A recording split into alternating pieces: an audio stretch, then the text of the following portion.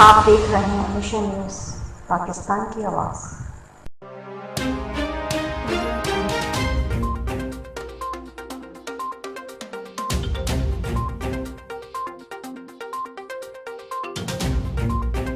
Audio Jungle.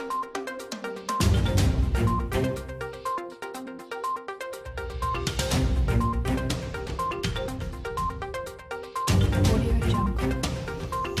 जी खबर शामिल करते हैं डिस्ट्रिक्ट चिन्योट से। डायरेक्टर ऑफ पंजाब मलक मकसूद चिन्योटी की इस रिपोर्ट में district police officer Chiniot captain retired Bilal Iftikhar की हिदायत पर पुलिस का मंशियात फरोशों के खिलाफ भरपूर क्रैकडाउन जारी। मुख्तलिफ इलाकों से 9 मंशियात फरोश गिरफ्तार, मुकदमा दर्ज। मंशियात फरोशों के कब्जे से 11 किलोग्राम से ज़ायद चर्स शराब बरामद। मंशियात फरोशों में अली मोहम्मद, साबिर, मकसूद, जहांगीर, अमानत, सनाउल्लाह, काशिफ, वसीम, अरसलान शामिल।